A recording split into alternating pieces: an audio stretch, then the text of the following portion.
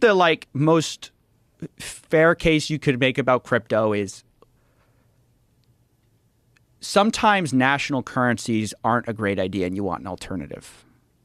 So like look at the Turkish lira, right? The inflation rate, I think, is like 75% or something like that. Like it's an unimaginable, it's just out of control inflation.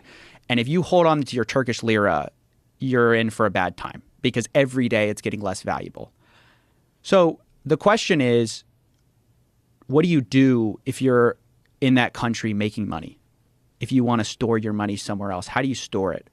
So there's this idea of like these alternative currencies that are kind of interesting. And then there's some arguments that like, hey, if you're someone like me, I have 2 employees and both of them are overseas. Like one of them's in London, one of them's in Ukraine. And so for me, I have to pay them and, I have to do this wire transfer and it's kind of expensive to do these, like you pay all these fees for wire transfers. So the idea is like, okay, well, if you have crypto, those wire fees can go down. And instead of taking, maybe a day or something, it'll take like 5 minutes or 3 minutes. So I don't want to give off the idea that like there's nothing here.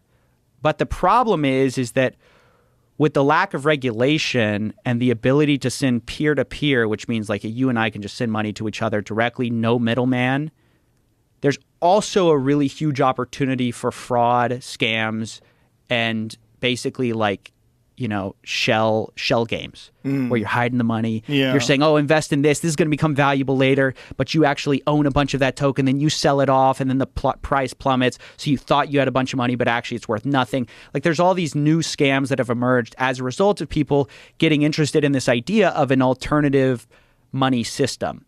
I mean, yeah, especially in our modern age, I mean, it seems like you can understand where they're coming from.